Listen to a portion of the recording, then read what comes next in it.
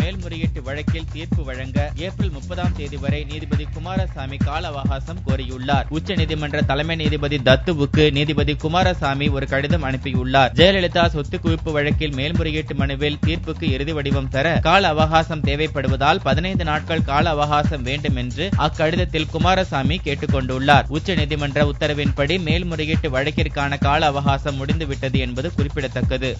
செம்மர கடத்தல் தொடர்பாக தமிழர்கள் 20 பேர் சுட்டுக் கொல்லப்பட்ட சம்பவம் சட்டவிரோதமானது என்று வேலூரில் செய்தியாளர்களை சந்தித்த மக்கள் கண்காணிப்பக குழுவைச் சேர்ந்த ஓய்வு பெற்ற நீதிபதி சுரேஷ் தெரிவித்துள்ளார். 20 பேர் சுட்டுக் கொல்லப்பட்ட சம்பவம் தொடர்பாக ஆந்திராவில் ஒரு கொலை வழக்கு மட்டுமே பதிவு செய்யப்பட்டுள்ளதாகவும் தனித்தனி கொலை வழக்காக அம்மாநில அரசு பதிய வேண்டும் என்றும் சுரேஷ் கூறினார். விழுப்புரம் அரசு மருத்துவக் கல்லூரி மருத்துவமனையில் 2வது நாளாக மேலும் 3 பச்சிளங்குழந்தைகள் உயிரிழந்தன. தீவிர மருத்துவ சிகிச்சை பிரிவில் எடை குறைவு காரணமாக அனுமதிக்கப்பட்டிருந்த 4 பச்சிளங்குழந்தைகள் புதனன்று உயிரிழந்தன. இந்நிலையில் வியாழனன்று மேலும் 3 குழந்தைகள் உயிரிழந்தன. எடை குறைவு மற்றும் மூச்சு திணறல் காரணமாக குழந்தைகள் உயிரிழந்ததாக மருத்துவர்கள் தெரிவித்தனர். திருச்சி மாவட்டம் மண்ணச்சநல்லூர் தாலுகா அலுவலக வாயிலில் விவசாயிகள் தரையில் படுத்து ஆர்ப்பாட்டம் நடத்தியதில் 50க்கும் மேற்பட்டோர் கைது செய்யப்பட்டனர். இந்த சம்பவத்தில் 15 விவசாயிகளை போலீசார் ரிமாண்ட் செய்தனர். திருச்சி மாவட்டத்தை வறட்சி மாவட்டமாக அறிவிக்க வேண்டும், நதிகளை தேசியமயமாக்க வேண்டும் என்பன உள்ளிட்ட கோரிக்கைகளை வலியுறுத்தி விவசாயிகள் அரை நிர்வாண போராட்டம் நடத்தினர். விவசாயிகளை கைது செய்த போலீசார் இரவு 9 மணி வரை அலைக்கழித்துவிட்டு ரிமாண்ட் செய்துள்ளதாக தென்னிந்திய நதிகள் இணைப்பு விவசாயிகள் சங்க தலைவர் ஐயாக்கண்ணு தெரிவித்துள்ளார். பேச்சுவார்த்தையில் வெளியே வந்து சும்மா இருந்தால் எங்களை 500 பேர்த்துல 100 பேர்த்த அரெஸ்ட் பண்ணி கொண்டு வந்தாங்க. பெண்கள் 30 பேர். இப்போ எங்களெல்லாம் ரிமாண்ட் பண்ணுறேன்னு சொன்னாங்க. என்ன காரணத்துக்கு ரிமாண்ட் பண்ணுறேன்னு சொல்லல. சுப்ரீம் கோர்ட் சொல்லியிருக்கு, காரணத்தை சொல்லணும்னு சொல்லியிருக்கு. அந்த காரணம் எங்களுக்கு சொல்லலை. 2வது எங்களுடைய சொந்தக்காரர்களுக்கு தெரியப்படுத்தலை. எங்களை ஏற்றிட்டு வந்தாங்க முதல்ல 15 பேரை. மீதி பேரெல்லாம் விரட்டி எங்கே கொண்டு போனாங்களோ தெரியல. ஏன்னா ஆந்திராவில் அப்படி தான் சுட்டு கொண்டுட்டாங்க. அது மாதிரி மீதிய விவசாயிகளை எங்கேயோ கொண்டு சுட்டுட்டாங்களோ என்னமோ தெரியல. இப்ப செத்துக்கிட்டு போயிட்டாங்கன்னா அதுக்கு இந்த போலீஸ் அதிகாரி தான் பொறுப்பு. இந்தியாவுக்கு 3000 டன் யுரேனியம் வழங்குவதற்கான ஒப்பந்தம் கனடா நாட்டில் கையெழுத்தானது. 3 நாடுகள் சுற்றுப்பயணத்தின் இறுதியாக பிரதமர் மோடி கனடா சென்றார். 42 ஆண்டுகளுக்கு பின்னர் கனடா செல்லும் இந்திய பிரதமர் எனும் பெருமை பெற்ற மோடி கனடா பிரதமர் ஸ்டீபன் ஹார்பரை சந்தித்து பேசினார். இரு நாட்டு தலைவர்களின் முன்னிலையில் இந்தியாவுக்கு கனடா 3000 டன் யுரேனியம் வழங்குவதற்கான ஒப்பந்தம் கையெழுத்தானது. நடப்பு ஆண்டு முதல் இந்த ஒப்பந்தம் அமலாகிறது. 1 லிட்டர் பெட்ரோல் 80 காசுகளும் 1 லிட்டர் டீசல் ₹1.30 குறைக்கப்பட்டுள்ளது. இதன்படி சென்னையில் 1 லிட்டர் பெட்ரோலுக்கு 85 காசுகள் குறைந்து ₹61.90 டீசலின் விலை 1 லிட்டருக்கு ₹1.40 குறைந்து ₹50.21 விற்பனையானது. சர்வதேச சந்தையில் கச்சா எண்ணெயின் விலை குறைந்து வருவதற்கு ஏற்ப இந்தியாவிலும் பெட்ரோல் டீசல் விலை குறைக்கப்பட்டிருப்பதாக எண்ணெய் நிறுவனங்கள் தெரிவித்துள்ளன. வியாழனன்று தென் தமிழகத்தின் பல்வேறு இடங்களில் மழையோ இடியுடன் கூடிய மழையோ பெய்யும் என்று சென்னை வானிலை ஆய்வு மையம் தெரிவித்துள்ளது. வட தமிழகம் புதுவையில் சில இடங்களிலும் தமிழகத்தின் உள் மாவட்டங்களில் சில இடங்களிலும் பலத்த மழை பெய்யக்கூடும் என்றும் வானிலை ஆய்வு மையம் தெரிவித்துள்ளது. கடந்த சில நாட்களாக தமிழகம் முழுவதும் பெய்து வரும் மழையால் வெப்பம் தணிந்து இதமான சூழல் நிலவுகிறது. கோடைகால சிறப்பு ரயில்களை தெற்கு ரயில்வே அறிவித்துள்ளது.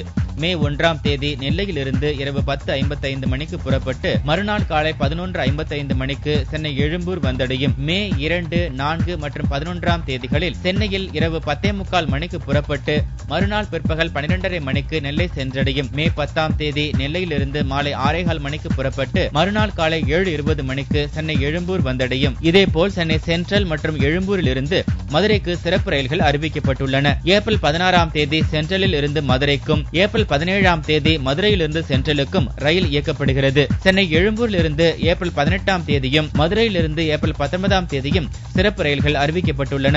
கோவை மாவட்டம் தைலத்தோப்பு என்ற இடத்தில் உள்ள பள்ளத்தை கடக்க முயன்ற போது ஆண் யானை ஒன்று உடல்நலக் குறைவால் சுருண்டு விழுந்தது. தகவல் அறிந்து வனத்துறை அதிகாரிகள் யானையை பல மணி நேரம் போராடி மீட்டனர். அதிகாரிகள் போராடியும் யானைக்கு ஏற்பட்ட உடல்நலக் குறைவால் அது சம்பவ இடத்திலேயே உயிரிழந்தது. நெல்லை 4 வழிச்சாலை விஎம் சத்திரம் பகுதியில் பெருமாள்புரம் போலீசார் சோதனை நடத்திய போது வேனில் புதுச்சேரி மது பாட்டில்கள் ஏற்றி வந்தது தெரியவந்தது. டிரைவர் குப்பனிடம் விசாரித்த போது புதுச்சேரியைச் சேர்ந்த ஒருவர் தன்னிடம் வேனை ஒப்படைத்ததாகவும் நெல்லை மாவட்டம் தாழையூத்து, கிருஷ்ணாபுரம், வள்ளியூரில் உள்ள டாஸ்மாக் பார்களில் விநியோகிக்க கூறியதாகவும் தெரிவித்தார். இதையடுத்து வேன் மற்றும் மது பாட்டில்களை பறிமுதல் செய்த போலீசார் டிரைவர் குப்பன் மற்றும் அல்லன்காத்தான், கணேசன் ஆகியோரையும் கைது செய்தனர். புதுச்சேரி மாநிலம் காரைக்காலில் உள்ள அரசு பள்ளிகளில் மாணவர் சேர்க்கை விகிதம் குறைந்து வருவதை தொடர்ந்து மாவட்ட அரசு பள்ளி ஆசிரியர் சங்கம் சார்பில் விழிப்புணர்வு பேரணி நடைபெற்றது. பேரணியை புதுச்சேரி அரசு கல்வித்துறை மேல்நிலை கல்வி துணை இயக்குநர் சுப்பிரமணியன், முதன்மை கல்வி அதிகாரி வெற்றிவேல் ஆகியோர் கொடியசைத்து துவக்கி வைத்தனர். முக்கிய வீதிகள் வழியாக சென்ற இப்பேரணியில் அரசு பள்ளிகளில் கிடைக்கும் தரமான கல்வி குறித்து ஆசிரியர்கள் கோஷமிட்டபடி சென்றனர்.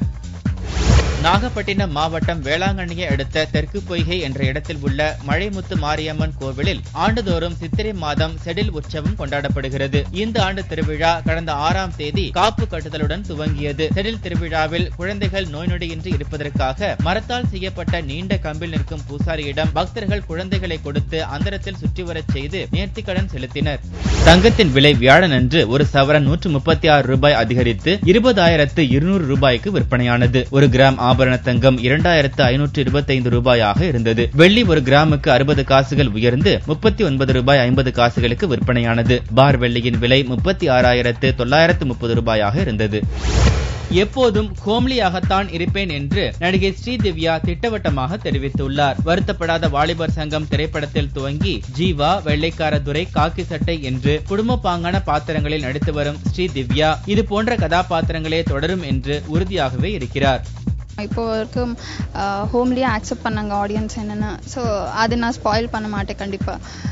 பரதநாட்டியம் மற்றும் சினிமாவை இரு கண்களாக பாவித்து வருவதாக நடிகை மிருதுளா தெரிவித்துள்ளார். வல்லினம் பட கதாநாயகி மிருதுளா ஒரு பரதநாட்டிய கலைஞர். பரதநாட்டிய கலைஞராக இருந்து வல்லினம் பட கதாநாயகியாக பரிணமித்த மிருதுளா ஒரு சட்டக்கல்லூரி மாணவியும் கூட. கத்துட்டு வரேன் and I performed all over the world.